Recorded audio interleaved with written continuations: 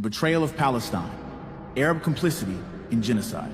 Brothers and sisters, and to the rulers who hear these words, Saudi Arabia, the Emirates, Qatar, Egypt, Jordan, and the rest who hide behind silence, I speak to you directly.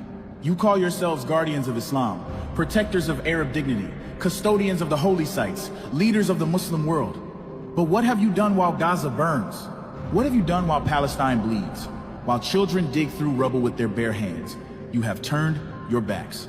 You have extended your hands not to your brothers in Palestine, but to those who murder them. Saudi Arabia, you move step by step toward normalization with Israel, opening your skies to their planes, whispering in Washington's ear that you are ready to make peace while your brothers and sisters lie in mass graves. You hold the keys to the holiest places in Islam, yet your silence on Palestine is louder than any sermon. You buy weapons from America by the billions arms that strengthen the same empire that fuels Israel's bombs. What is your excuse? That your throne depends on their approval? That you fear Washington more than you fear God? Your silence has become your shame, your betrayal, a stain that will never be washed from your legacy. Emirates, you have gone even further, rushing to embrace Israel openly.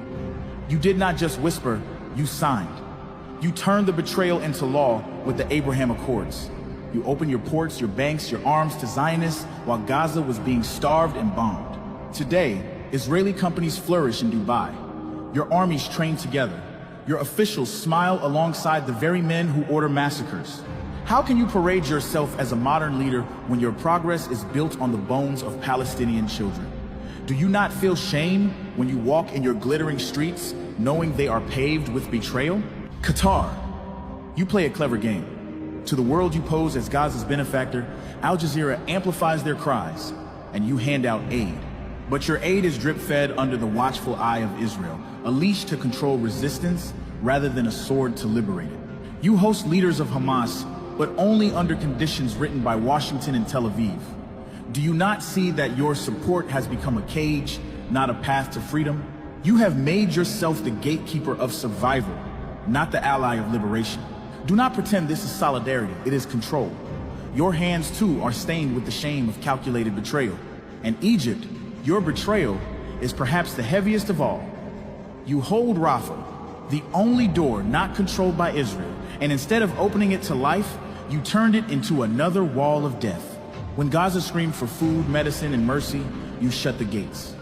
You watched children die for lack of antibiotics. You watched the wounded bleed out because ambulances could not pass. You destroyed tunnels that carried bread and water, not bombs. And when convoys from across the world, people of conscience from Europe, Africa, Asia, and the Americas came to your borders begging you to open Rafah so they could deliver food and medicine, what did you do? You did not open the gates. You sent your soldiers to block them. You forced them to stand in the desert sun while people in Gaza starved a few kilometers away. They begged you with tears in their eyes. They pleaded for compassion, and you answered them with barbed wire and rifles. Shame on you, Egypt. Shame on your generals. Shame on your leaders. Shame on every hand that held those gates shut while Gaza's children cried for bread. Jordan, you, who claim to be the custodian of Jerusalem's holy sites, the guardian of Al-Aqsa, yet year after year you renew your treaties with Israel, you coordinate intelligence, you ensure that no true resistance rises from your soil. Your people march by the millions. They cry for Palestine, but you answer them with silence and repression. You claim to guard Al-Aqsa, but in truth, you have guarded Israel's security. You let occupation thrive while pretending to hold keys of honor. Do you not feel the weight of shame, standing as guardian of a holy place while you betray its people? But this betrayal is not new. It stretches back decades, carved into the wounds of Palestinian history. In 1978, Egypt signed the Camp David Accords with Israel, breaking the Arab front and normalizing with the occupier while Palestinians remained stateless, displaced, and under siege. Anwar Sadat shook hands with Menachem Begin while Israeli tanks remained in the West Bank and bombs fell on Lebanon. Egypt claimed peace for itself while leaving its brothers behind.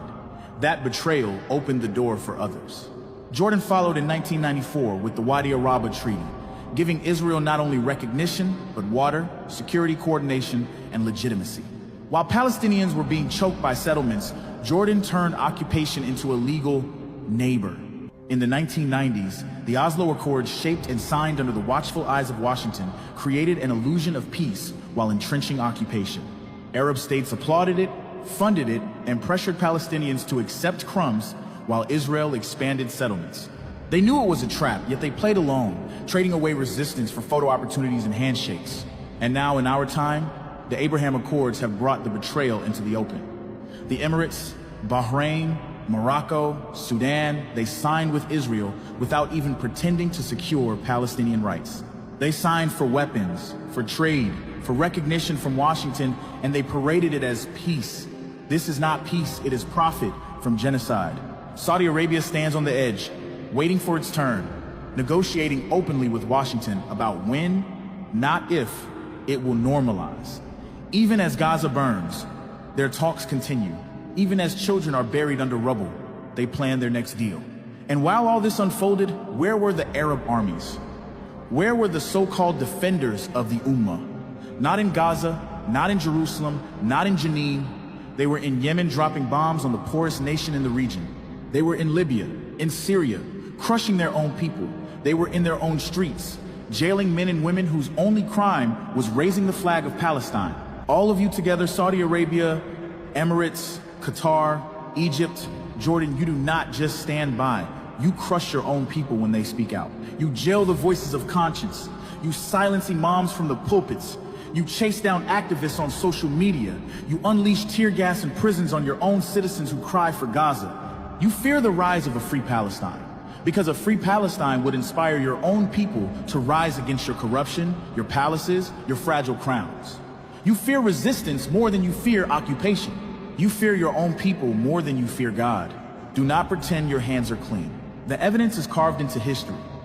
Emirati handshakes with Zionists, Egyptian bulldozers destroying the tunnels of life, Jordan's treaties securing water for Israel while Palestinians thirst, Saudi intelligence meetings with Mossad exposed again and again, Qatari funds trickling into Gaza only with Israel's blessing.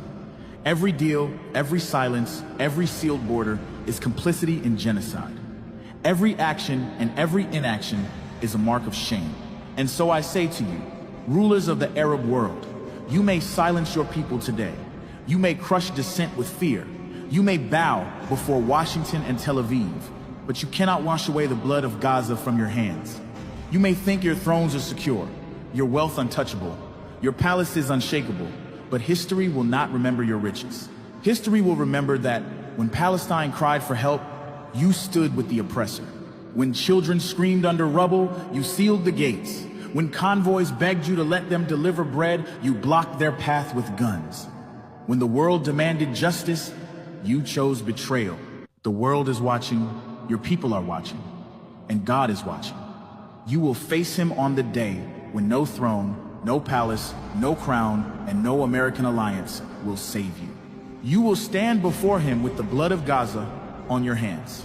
That day is coming. And on that day, your excuses will turn to dust, your crowns will be worth nothing, and your silence will condemn you louder than any voice could.